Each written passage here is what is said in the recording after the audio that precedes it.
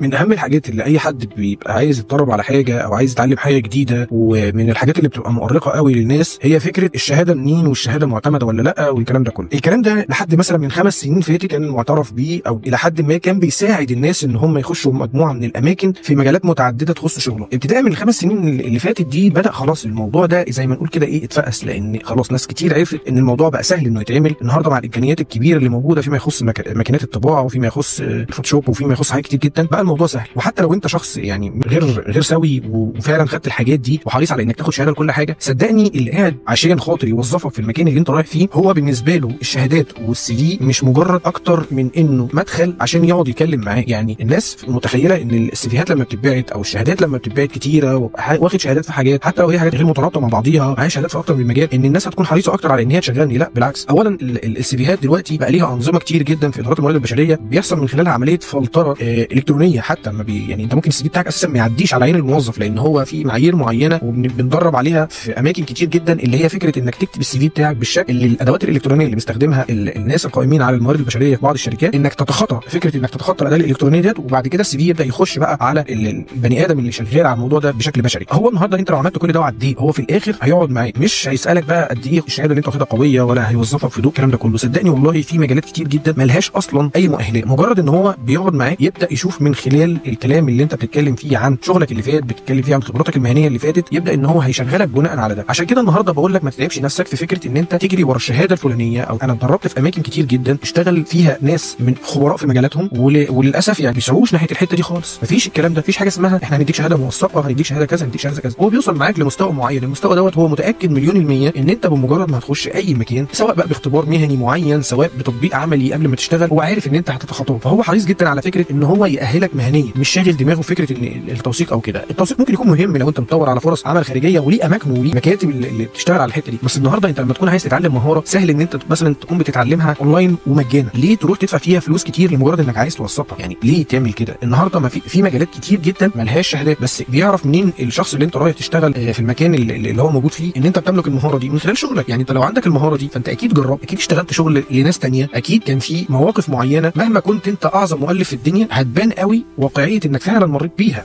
والناس دي شاطره في ان هي تكتشف ان كنت انت بتالف وبتحور ولا انت فعلا عملت الحاجه دي. فما تشغلش دماغك كتير بموضوع الشهادات، ما تشغلش دماغك كتير بموضوع موثقه ولا مش موثقه، اشغل دماغك بان المهاره تبقى عندك الاول. بعد ما المهاره بقت عندك صدقني هتلاقي الموضوع بالنسبه لك سهل. هتبدا انت يا اما بتطبق على المهاره مع نفسك، او بتشتغل مع حد فريلانس مثلا بشكل بارت تايم او حاجه، او بتلاقي نفسك انت بتستخدمها في شغلك. فمع مرور الوقت تلاقي المهاره خلاص بقت موجوده عندك. هتبدا بقى فكره ايه، انا محتاج لها شهاده او مش محتاج لها. لا، هو النهارده كده كده اللي بيشغل البني ادمين او اللي عايز حد يشتغل معاه اكتر حاجه بيكون حريص عليها هو ان هيقول لك انت بتعرف تعملها ازاي، او بتعملها بأنهي طريقه، او وريني انت بتعملها ازاي، عشان ما تجهدش نفسك، عشان ما تتعبش كتير، ما تدورش كتير. مطرح ما تلاقي لو المهاره موجوده اونلاين اتعلمها اونلاين، لو موجوده في مكان ومش لاقي لها مكان بشهاده موثقه اتعلمها، وبعد كده بدور على فكره توثيق. لكن ما توقفش على فكره التوثيق دي وتاخد جنب كده لحد ما تبقى تلاقي مكان.